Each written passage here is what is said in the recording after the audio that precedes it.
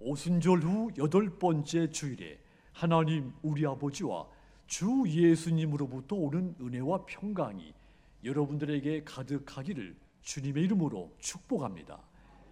우리는 살면서 끊임없이 무엇인가를 구합니다. 어린아이들은 부모의 사랑을 구하고, 청년은 미래의 가능성을 구합니다. 또 장년이 돼서는 안정된 삶을 구하죠. 노년이 되면 건강하고 평안한 삶을 구합니다. 사람마다 구하는 것은 다르지만 모든 사람의 마음속에는 한 가지 공통된 갈망이 있습니다. 지금보다 더 좋은 것을 구하고 싶은 갈망이 있죠. 그런데 내가 지금보다 더 좋은 것을 갈망하지만 그것을 얻었는데도 불구하고 행복하지 않은 사람들이 있습니다. 성공을 구해서 이루었는데 공허하다고 말하는 사람이 있습니다. 우리가 구하는 것이 영원하지 않기 때문입니다. 우리에게 필요한 것이라고 해서 모두 구해야 되는 것이 아니라는 뜻입니다. 필요하지만 영원하지 않는 것이 있기 때문입니다.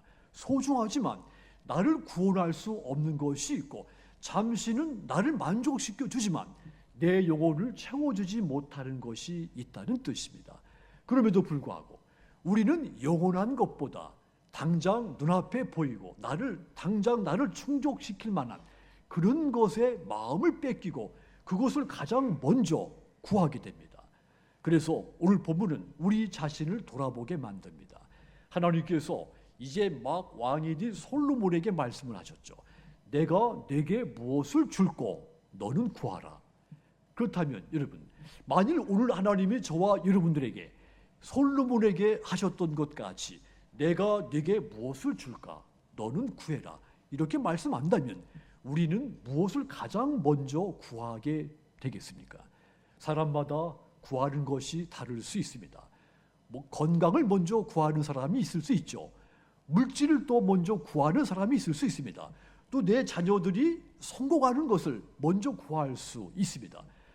어떤 분은 당장 내 삶을 힘들게 하고 있는 이 문제 먼저 해결해 달라고 구할 수 있습니다.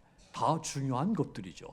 그런데 중요한 것은 우선순위인 겁니다. 그래서 오늘 이 오순절 후 8번째 주일의 성소일과 주제가 무엇을 먼저 구해야 되는가 이겁니다. 그렇다면 여러분, 오늘 하나님이 내가 무엇을 줄고 너는 구하라 이렇게 말씀하실 때 우리가 먼저 구해야 되는 것이 무엇일까요? 첫 번째 구해야 되는 것, 하나님의 뜻을 분별하는 지혜를 구하라고 했습니다. 열왕기상 이 3장에는 솔로몬의 인생에서 매우 중요한 순간들이 기록되어 있죠. 솔로몬이 이제 막 왕이 됐다고 했습니다.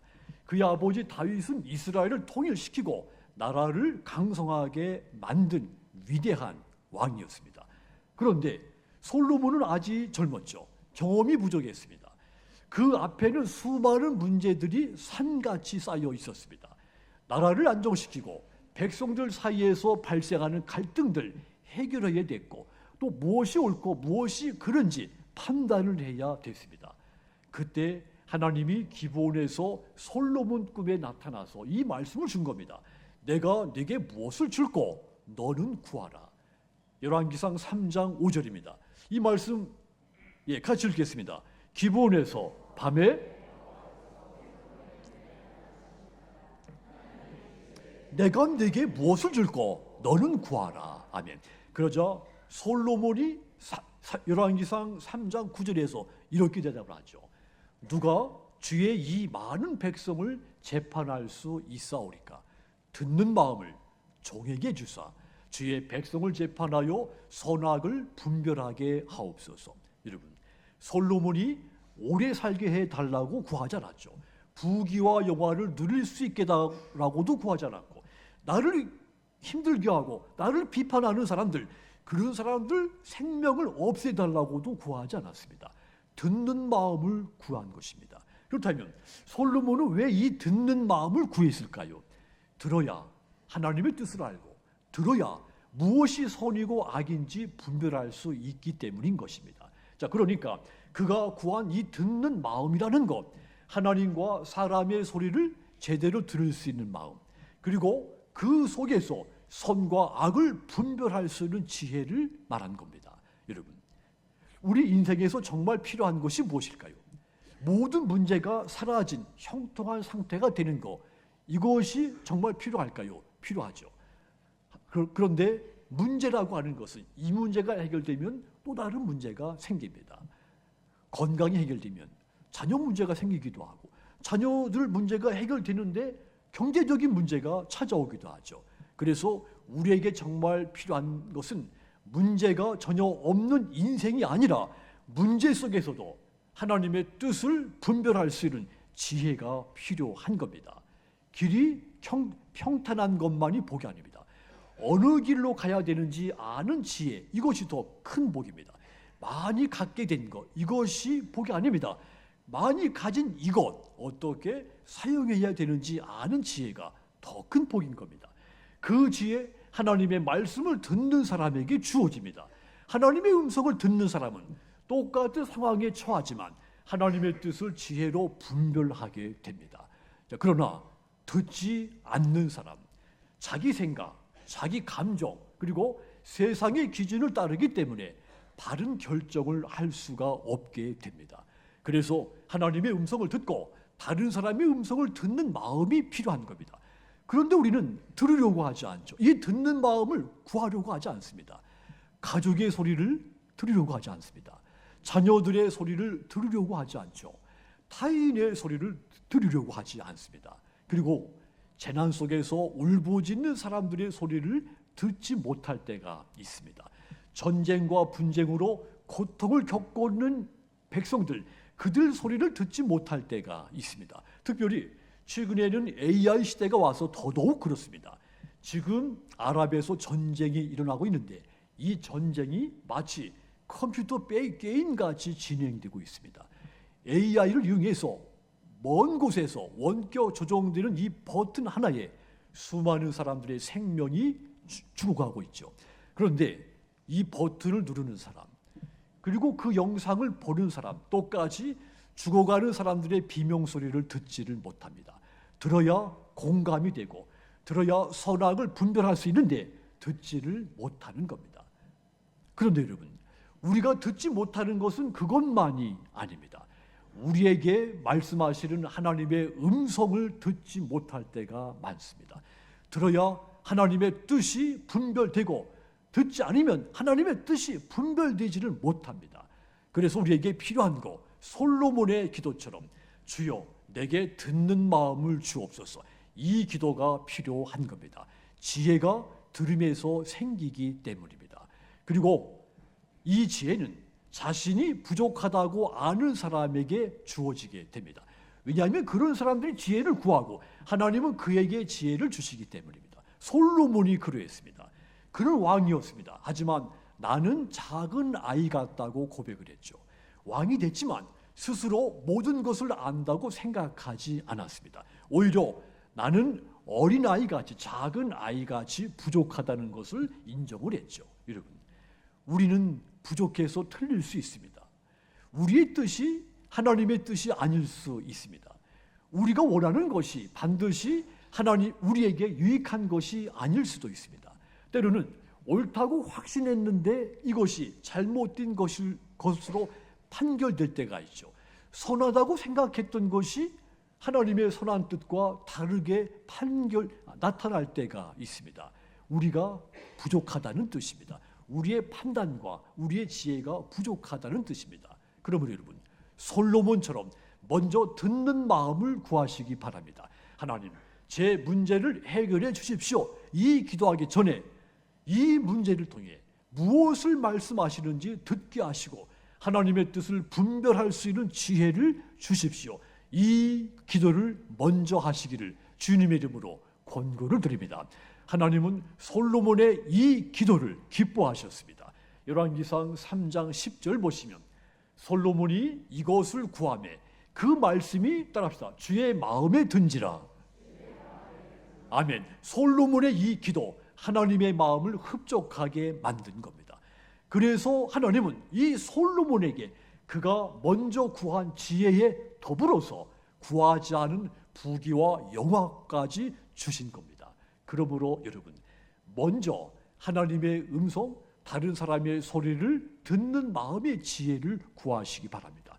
그리하여 하나님이 주신 그 지혜로서 하나님의 뜻을 선악간에 분별을 하시고, 하나님은 이것에 더하여 주시는, 하나님이 더하여 주시는 그 은혜와 복을 여러분 삶에 충만히 누리며 살게 되시기를 주님의 이름으로 축복합니다. 우리가 먼저 구해야 하는 것 두 번째도 있습니다. 우리 안에, 내 인생 속에서 이루어지는 하나님의 나라를 구해야 됩니다. 마태복음 6장 33절 보시면 예수님께서 그런즉 너희는 먼저 그의 나라, 그의 의를 구하라. 그리하면 이 모든 것을 너희에게 더하시리라. 너희는 먼저 그의 나라 구하라고 했습니다. 그렇다면 하나님의 나라는 무엇일까요? 많은 사람들은 이 하나님의 나라, 내가 죽은 뒤에 들어가는 이 천국, 그것을 먼저 상상합니다. 그것이 전체라고 여기죠. 물론 그것도 하나님의 나라입니다. 그런데 여기서 말하는 하나님의 나라, 장차 이루어질 나라뿐만 아니라 지금 여기에서 하나님의 통치가 이루어지는 내 인생, 내 삶의 모든 것, 이것이 하나님의 나라입니다. 그런데 우린 본래 하나님의 통치를 받을 수 없는 사람이었죠.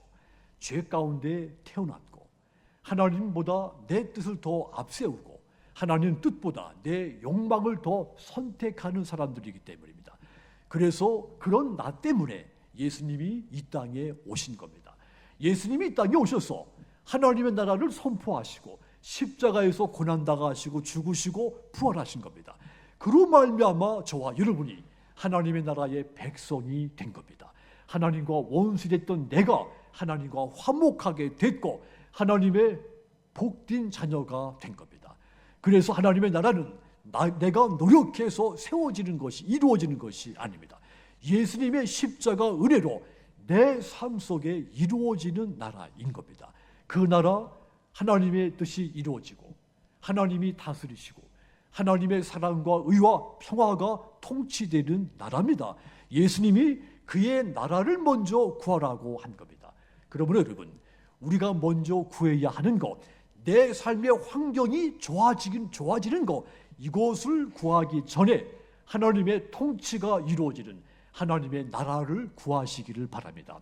자, 그리고 마태복음 13장에 보시면 예수님께서 그 하나님의 나라를 겨자씨와 누룩에 비유하셨습니다. 마태복음 13장 31절 보시면 또 비유를 들어 이르시되 천국은 마치 사람이 자기 밭에 갖다 심은 겨자씨 한 알 같다. 또 33절도 보시면 또 비유로 말씀하시되 천국은 마치 여자가 가루 소말 속에 갖다 넣어 전부 부풀게 한 누룩과 같다 있습니다. 왜 하나님의 이 나라를 겨자씨와 누룩에 비유했을까? 겨자씨와 누룩 모두 작아서 눈에도 잘 띄지 않습니다. 그런데 겨자씨 그 안에는 생명이 있습니다. 누룩 그 안에 반죽을 변화시키는 힘이 있습니다. 하나님의 나라가 이와 같다는 뜻입니다. 시작은 작아 보여도 하나님의 나라가 임하면 반드시 자라고 반드시 사람과 세상을 변화시킨다는 뜻입니다. 우리는 뭔가 큰 일을 볼 때 이것이야말로 하나님의 일이지 이렇게 생각할 때가 있습니다. 많은 사람들이 운집해야 이것이 부흥이지, 놀라운 기적이 일어나야 이것이 하나님의 역사지 이렇게 생각할 때가 있습니다. 그런데 예수님은 천국은 겨자씨 한 알과 같다 했습니다. 눈에 보이지 않는 것, 천국은 그렇게 시작되고 마침내 이 천국이 큰 나무같이 크게 이루어진다고 말씀한 겁니다. 그렇습니다. 누군가에게 내가 건네는 따뜻한 말 한마디, 두 마디도 아니고 말 한마디가 하나님 나라의 겨자씨가 될 수 있습니다. 실망한 사람에게 하나님이 당신을 버리지 않습니다. 이 한마디, 두 마디도 아니고 이 한마디 해주는 것, 이것이 겨자씨가 될 수 있습니다. 우리가 뿌린 이 작은 씨앗의 결과를 당장 볼 수 없기도 합니다. 그런데 하나님은 그 작은 씨앗 반드시 자라게 합니다. 이것이 우리 안에서 이루어지는 하나님의 나라의 본질인 겁니다. 하나님 나라, 또 누룩과 또 같다고 했죠. 누룩이 밀가루 반죽에 들어가면 처음에는 눈에 띄지도 않습니다. 변화가 없습니다. 그런데 시간이 지나면 반죽 전체를 부풀게 하죠. 하나님 나라가 이와 같다는 뜻입니다. 하나님께서 저와 여러분 마음에 심으신 이 생명의 씨앗, 겉으로는 금방 드러나지 않을 수 있습니다. 그러나 우리 마음속에서 점점 자라고 점점 성숙해져서 마침내 내 안에 이루어지는 이 하나님의 나라가 가정과 교회, 이 세상을 변화시키는 겁니다. 주일학교 교사였던 이 에드워드 킴볼이라는 사람이 신발 가게에서 일하고 있던 무디라는 청년에게 복음을 전했습니다. 이 무디는 아무도 관심 갖지 않은 가난한 청년이었죠. 킴볼은 훗날 어떤 일이 일어날지 전혀 알지 못했습니다. 자, 그런데 이 무디가 전도를 듣고 복음을 받아들였죠. 이 복음을 받아들이고 그가 변화됐습니다. 기독교 역사에서 수많은 사람들에게 복음을 전파한 위대한 전도자가 된 겁니다. 하나님은 위대한 인물, 거창한 일을 통해 하나님의 나라의 역사를 이루지 않습니다. 한 사람에 대한 작은 관심, 또 한 번의 방문, 또 한 번의 이 복음 전파, 그 작은 것을 통해 하나님 나라의 놀라운 역사를 이루어 가시는 분입니다. 이것이 겨자씨가 자라서 큰 나무가 되고 누룩이 온 반죽을 변화시키는 하나님 나라 역사의 본성인 겁니다. 그 하나님의 나라를 먼저 구하라고 한 겁니다. 그러므로 여러분, 작은 믿음을 무시하지 마십시오. 작은 기도 포기하지 마십시오. 작은 사랑 중단하지 마십시오. 하나님 나라는 작게 시작되지만 이 마지막은 결코 작지 않습니다.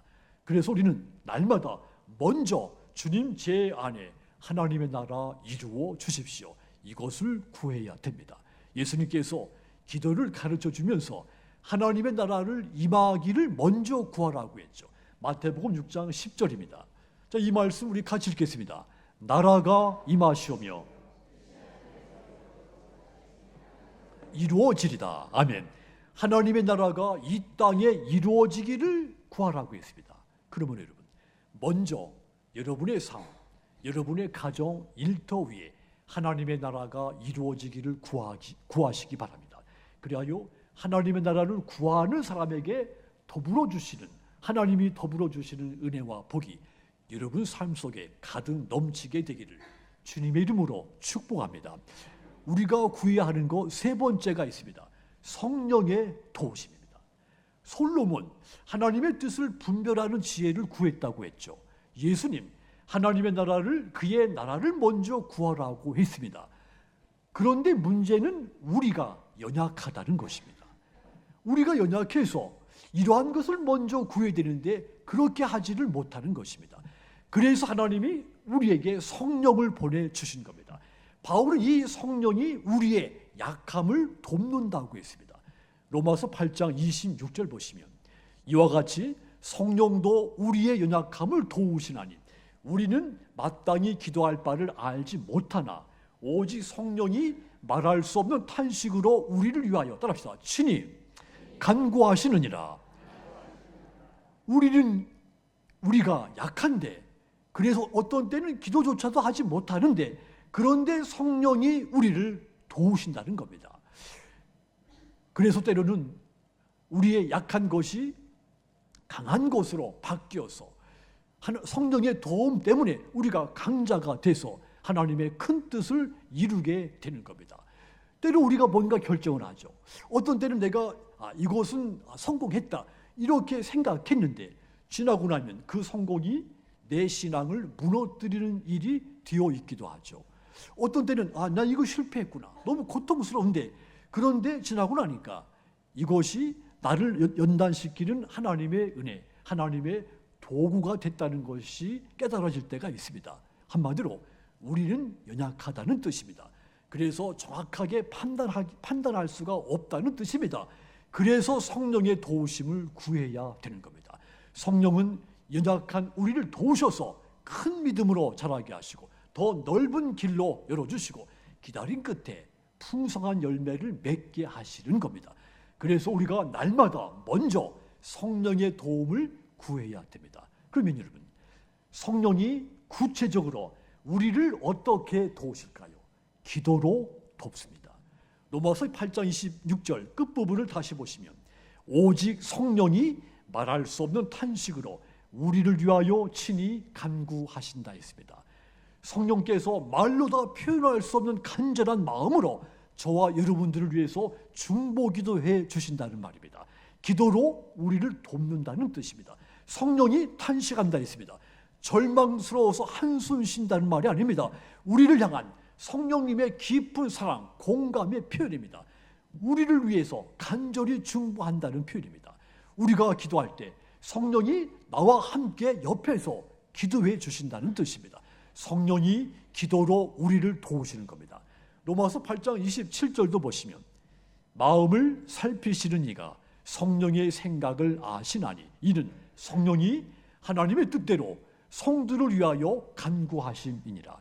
성령께서 하나님의 뜻을 따라 성도들을 위해 중보기도해 주신다는 말입니다. 성령이 우리를 기도로서 돕는다는 뜻입니다.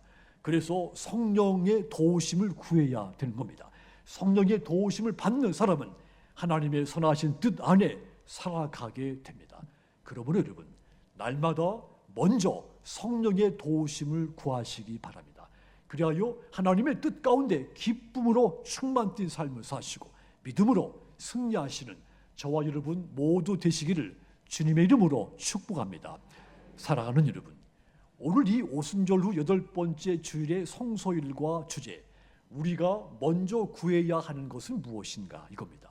솔로몬처럼 하나님의 뜻을 분별하는 지혜를 먼저 구하고 예수님이 선포하신 것까지 우리 안에 이루어지는 하나님의 나라를 먼저 구하시고 성령의 도우심을 먼저 구하는 것입니다. 인생을 살면서 항상 이 세 가지를 먼저 구하셔서 하나님이 주시는 귀한 복을 날마다 충만하게 누리는 저와 여러분들 모두 되시기를 주님의 이름으로 축복합니다.